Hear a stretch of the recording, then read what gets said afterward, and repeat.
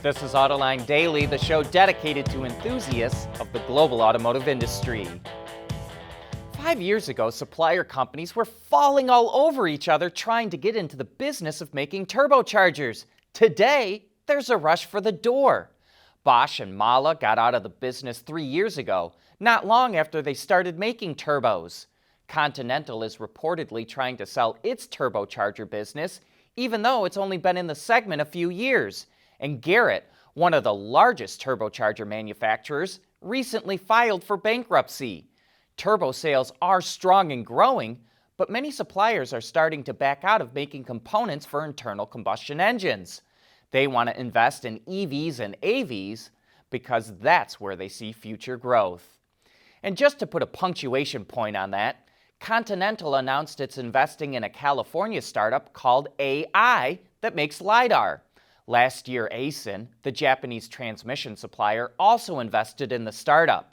AI says its Lidar can detect vehicles as far away as 300 meters, it can see pedestrians 200 meters away, and can detect small, low-reflective objects like a brick up to 150 meters away.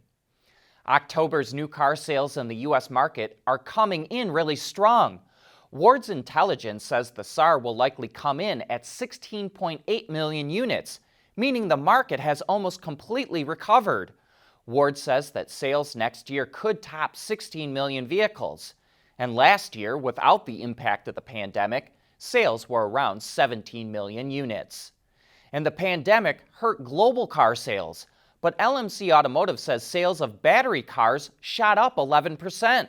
However, the results vary widely by region, and most of that EV growth came from Europe, which has aggressive policies to boost the sales of electrics.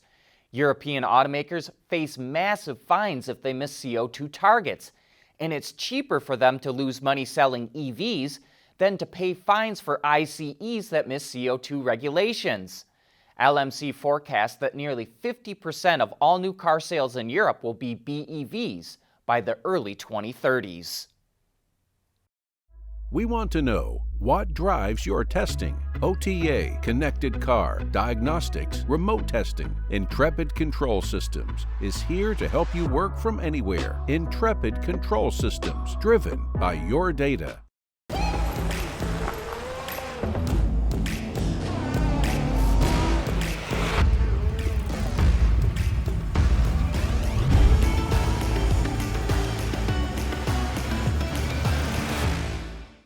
The world is changing at an ever-increasing pace. No matter what the mode of transportation, there is always the need for an efficient propulsion system. And that's exactly what BorgWarner has been doing since the earliest days of the automotive industry.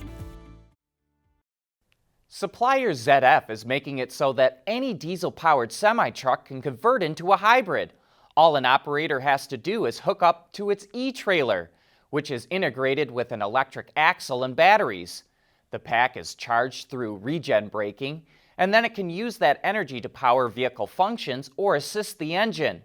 Benefits include all-wheel drive-like performance with increased traction on slippery surfaces and better acceleration, which would be particularly useful when getting on the highway. And it's not crazy to think we'll see fleets adopt solutions like this. We've seen a ton of plug-in hybrids hit the market to help meet stricter emission standards and be able to drive through electric-only zones in Europe. And now heavy-duty truck emissions are coming under greater scrutiny too. And ZF claims its e-trailer can reduce fuel consumption up to 16% or reduce it by 6.5 liters per 100 kilometers driven. Tesla is moving on from its skateboard design. Last month at its battery day, the company announced it's developing structural batteries. And during the EV maker's third quarter earnings call, an analyst asked Elon Musk if this means that Tesla will get rid of its skateboard design. He responded that the skateboard will become obsolete in the long term, but the transition to structural battery packs will take years.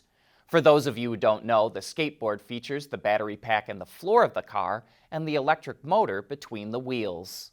And in other Tesla news, the company's stock dipped slightly in pre-market trading after it announced that its capital expenditure spending in 2020 will be on the high end, between $2.5 billion and $3.5 billion. And the company said it expects Capex spending to be between $4.5 billion and $6 billion in the next 2 fiscal years. Tesla says it will be able to continue to self-fund its projects through the sales of its cars. And wait, there's even more Tesla news. Bloomberg reports that Elon Musk just got the 4th payment of his outsized compensation package. So far, he's collected $11.8 billion and has 8 more payments to go. If he continues to meet targets for Tesla's stock market value and adjusted earnings, Musk could end up putting $50 billion in his bank account. He's already worth over $100 billion, making him the 4th richest person in the world. Autoline Daily is brought to you by Bridgestone Tires, your journey, our passion. Intrepid Control Systems, over-the-air engineering, boost your game. And by BorgWarner, propulsion solutions that support a clean energy-efficient world. Plugging into a charger isn't the only way to power up an electric vehicle. Volvo Buses is now offering buses with a pantograph. Like an electric trolley, the buses connect to an overhead line with the pantograph, which is mounted on the top of the bus.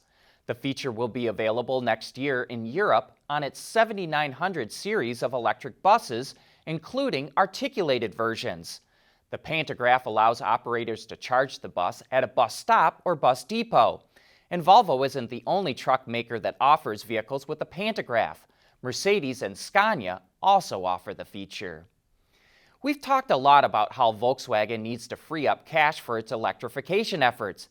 A lot of that has focused around the sale of Bugatti, Ducati, and Lamborghini. But here's another possible solution. Reports out of Germany say Bentley will become a subsidiary of Audi starting next year. While there aren't many details, we would expect to see management cuts and the consolidation of design and engineering divisions. And there's already talk of using Audi technology for an upcoming Bentley SUV. Everybody's favorite off-road machine is celebrating a significant milestone. Tomorrow marks the 70th anniversary of the Unimog. Production originally started in 1948 by the Boehringer brothers. But on October 27, 1950, Daimler signed the official contract to take over the Unimog. Those first models used a detuned version of the diesel engine from the Mercedes 170D passenger car.